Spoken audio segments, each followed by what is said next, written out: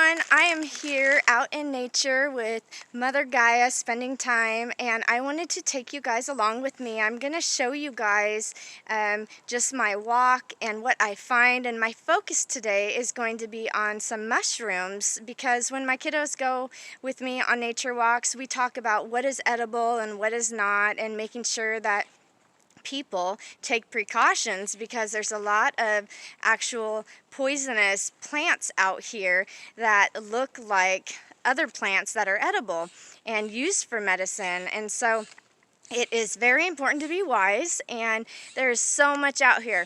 I don't want to be fear-mongering, just want to be wise. And so I thought, hey, I'm gonna go ahead and just take you guys, take some video, take some pictures, and I will leave some links to some informative videos that I've watched recently down below. So if you're interested, just click below, and in the description box you will find some resources, and from there you can continue on your research on your own. So anyways, come along, you guys.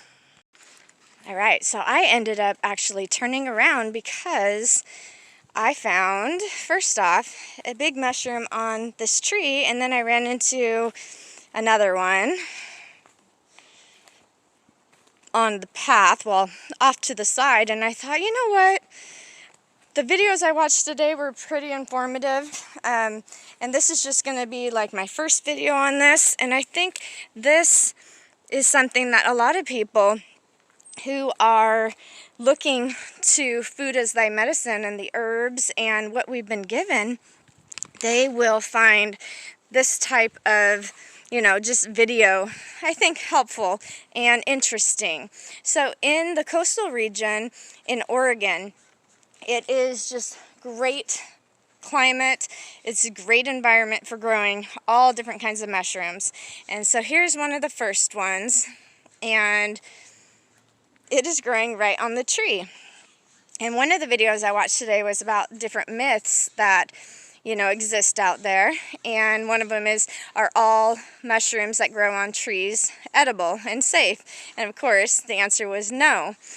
So there you go right there. That is not one that I would see as edible. For one, you can just see all the black on top, and it just, the discoloration, and then it doesn't have gills on the bottom, it's smooth. So that's just me coming from a couple of videos I've watched. So don't take my word, but definitely study for yourself before you ever consume anything that is out in nature, and especially the things that you buy in the store, because there's a lot of things that we have been eating that are non-foods that are really, really bad for us, and instead of killing us quickly, they're killing us slowly. And actually it's a business, so it's all part of the pharmaceutical companies, and just repeat business, keep people sick, and then they problem, reaction, solution. So here's another mushroom that I just found right here. I already picked it up, and that's when I decided, you know what, I'm gonna go ahead and turn on the video. I'm gonna go back to the beginning. So I put it back in the ground so you guys could see it. One of the videos talked about having white gills, and when there's white at the bottom, that is a no-no. You don't want the white gills. So just from that piece of information that I have, I would say, nope, that is not edible.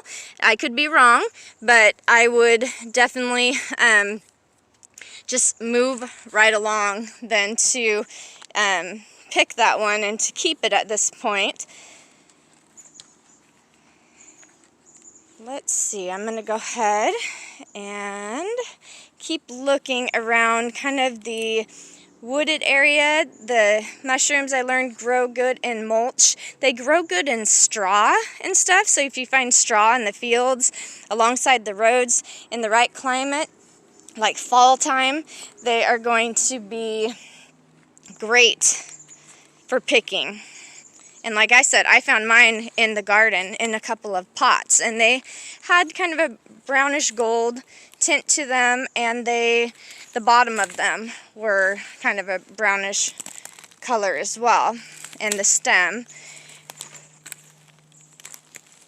I'm just looking around here. I should have taken a picture of them, but I went ahead and put some straw in the pots to see if it would help them to grow more. And so I will definitely do some more videos in the future just about, you know, going out in nature and what we can find and what we can use to help us on our journeys of this awakening, healing, and all of that. That I thought was one, but it's not. So for a minute, I'm just going to go ahead and turn this off so I'm not shaking the video and you're not just like, yeah. Oh, hold on a second. Here's some more. Just waiting for me to find some, because right now the climate, I'm not really close to the water, so I wasn't sure what I was going to find. These are the ones that my kiddos and I have been finding. A whole bunch on the trees, and that's what sparked my interest in this.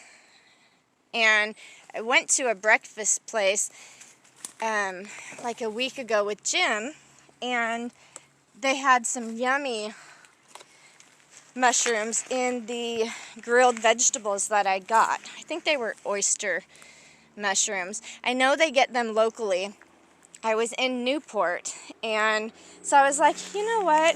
I've talked to some different people around, and they have, I mean, that's what they do. They go out looking for truffles, mushrooms, and of course, it is competitive, and it can be dangerous. So you want to also be careful with that, because there's people who say, this is my territory, and even if it's just open lands, and they will be very competitive and violent about that territory, because they are using the mushrooms for making money.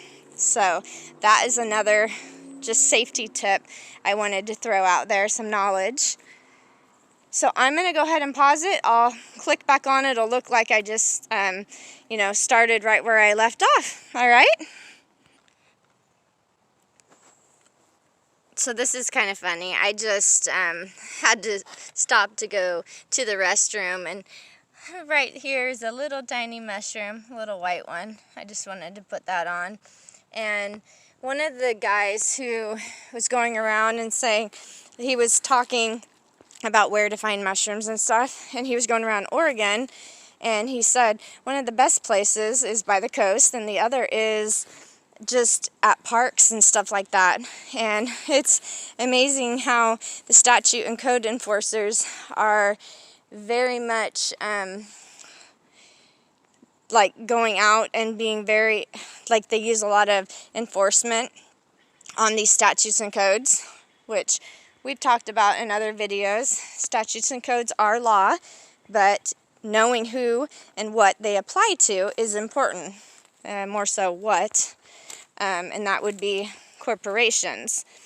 So here's some other mushrooms right here. Yeah, this is so cool to just come out here. It's interesting to find out what is out here in the wooded area. And like in the moss, we have a lot of moss here in Oregon. So again, I'm going to take a break. I'll turn it back on if I find anything. Sorry, the camera keeps getting turned. The video does. I'm going to go ahead and pick this one. It's again a white one. Same as the other kind. Sorry I don't have the names yet, because I just actually started watching some videos today. So the links I leave will be really great for people who are also just novices starting out. You always got to start somewhere.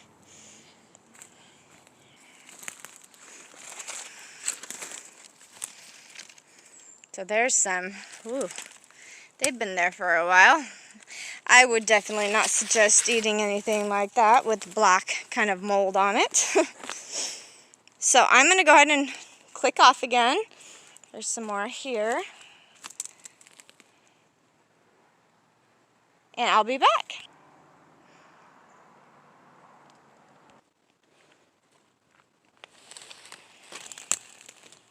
So again, some more on the trees that are down.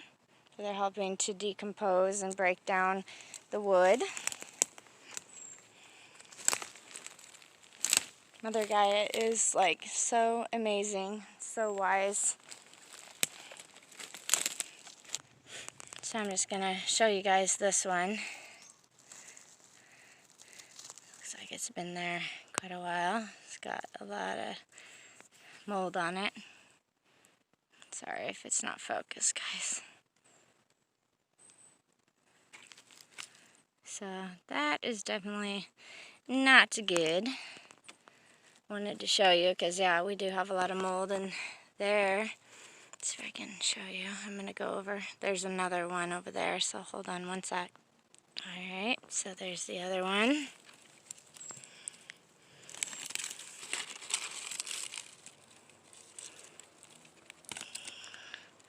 White stem and lots of mold on there. Alright, you guys, so this is the end of this video. I thank you for coming along with me. I found some mushrooms, not as many as I had hoped. I definitely did not find any Psilocybe cyanescens.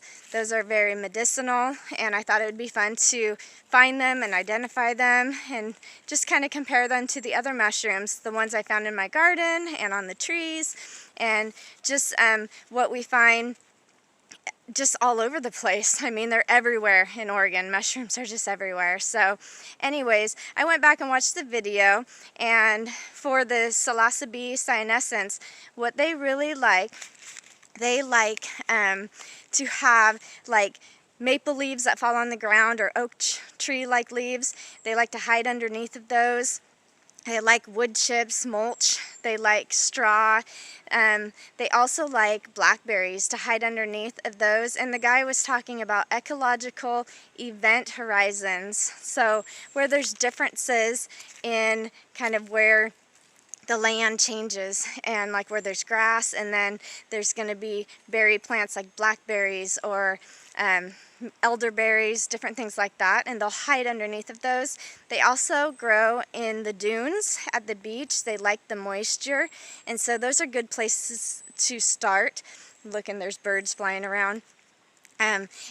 Like fall is a great time to be looking for them, and he said to go to parks. That's a great way to find them on the paths and to be, you know, looking and starting to learn more about them, because we really want to know which type of mushrooms are which.